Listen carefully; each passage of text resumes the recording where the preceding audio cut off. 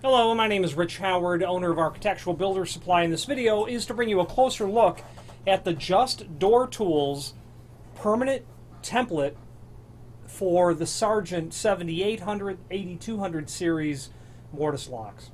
This is what their templates look like in general. They're permanent templates regardless of it being for an exit device or for a mortise lock or for a door closer. They're all going to generally look like this. Now, on first appearance, it looks like it's a bit complicated. On closer study, you realize that it's very clear-cut and straightforward.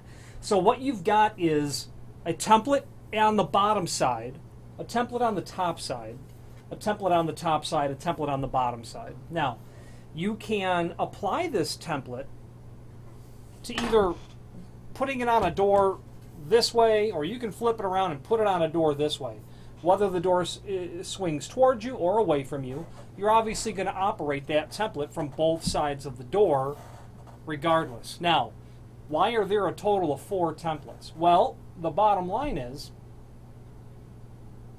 you need to have the ability to take this template and put it on a door like this.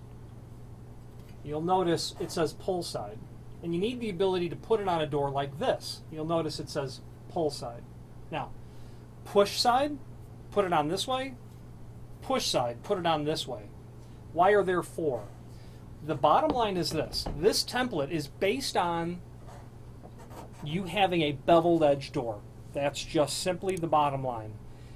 It's literally built around having a door that has a beveled edge. Now, why is that the case? That's the case because the definition of backset is the dimension as measured from the edge of the door to the center line of a hole. So let's imagine this is the edge of a door. It'd be more appropriate, I suppose, to make that look like that. Okay? This, I'm trying to represent this as not square, but beveled. Okay? The definition of backset is, the question is, where is it measured from? The definition is this. From the thickness of the door, the center of the door to the center of the hole is the dimension of backset. Not, and I'll just draw some dimension lines in. If that is the center line of a hole, not from the high side, nor is the dimension of backset measured from the small side. It is actually the dimension measured from the center of the door here. Center of the door to the center of the hole would be considered the backset. Now, assuming that you have a beveled edge door, this template is perfect. That concept of the beveled edge door and the dimension being in the center thickness of the door to the center of the hole, when you have a pull side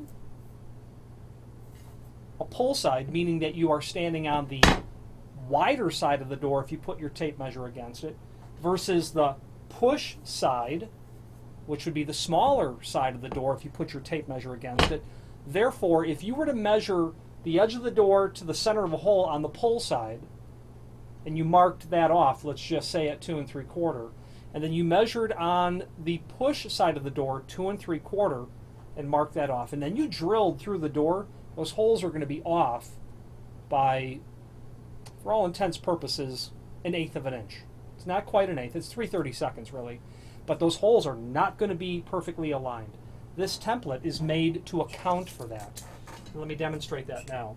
You've got a pull at the top. So the tape measure here to the center of that cylinder hole, you can see it's about 2 13/16, and that would be the pull side of the door, because you're measuring more than 2 3/4, assuming 2 3/4, because you're really measuring on the wide side of the door. You're taking off that 3/32 divided by 2 dimension and kicking it over.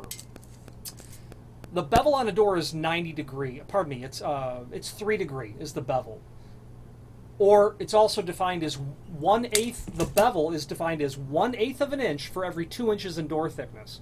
So because your door is 1 3/4 inches, the distance from the high side to the low side is just shy on 1/8 of an inch. Now, so we demonstrated earlier that that was just heavy on 2 3/4 to where that cylinder hole would be.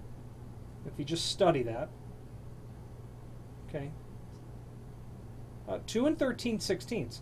Now, when you measure the same dimension on the push side of the door, you're going to see that it's noticeably different.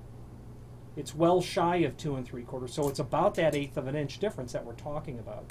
This template, the back set holes drilled for the pull side and the back set holes drilled for the push side are not vertical. They're offset to account for the bevel on a door. Very smart template. I would find this very easy to use and very worthy of consideration of investing further into the JustDoorToolZ product line. It weighs about 1.5 pounds, has an 18-inch overall height. Overall width is going to be about 6 1/4. It's going to have a hole up here that you can use to hang on a wall. This is specifically made for Sargent. Now, that doesn't mean you drill all these holes. It's giving you the spindle hole, the mounting post holes. It's giving you what would be a thumb turn. It's giving you what would be a cylinder. You still have to do a reality check. If you're doing a storeroom lock, you're going to do these, and you'll do this on one side of the door. On the opposite side of the door, you would be doing the push side. You would be doing just these 3 holes if it was a storeroom. And we're not going to go through all the functions, but if it's a passage, you're only doing these holes through the door. So this template is giving you all the potential holes, but you still have to refer to the template to know which holes you are supposed to be drilling. Now, with this template, absolutely do not drill through this. Don't put it on the door and then mark it with your drill. Absolutely not. I would personally use a pencil. I would then use a center punch to mark my holes permanently, is absolutely what I would do. The top of the door to the center of the lock body is going to be a universal idea for the Sargent lock. That's going to be known, top of door to center line. This is already giving you the center line and then adjusting all of these holes according to the center line. The center line is the home base. That's where you start. So this template does not have any sort of hardened steel bushings inside of it meant for you to drill through. You'll mark. You can use a center punch, but I'm the kind of fellow who would not want to subject my tool to any sort of metal-on-metal contact because I want that to maintain maximum precision over the life of the tool. It's just my preference. So I would use a pencil to mark those, then center punch them quickly, drill my holes. It'd be fantastic. There is a link below this video to the manufacturer's website. Pardon me, let's start over. There's a link below this video to the manufacturer's page within our website. From there, what you're able to do is to pull up not only all the JustDoorToolZ products that we sell, a link to the manufacturer's website, along with a link to the product catalog. So if you're looking for templates, I wouldn't hesitate to use these at all for closers, lock sets, exit devices. Go for it. They've got a variety of other unique tools. Obviously, the people at JustDoorToolZ have significant in-field experience. Significant probably being far too soft a word to explain how deep and diverse and well thought out their product line is. I would take a long look at some of their at their entire catalog. It's easy to justify the cost of some of their material when there's really, you have to make one measurement on this, and that's top of door to center line. Everything else is done. You know, it just reduces the time to practically zero. If you have any questions on the JustDoorToolZ permanent template for the Sargent 7800, 8200 series mortise locks, or any other JustDoorToolZ product, please feel free to reach out to us. Thank you.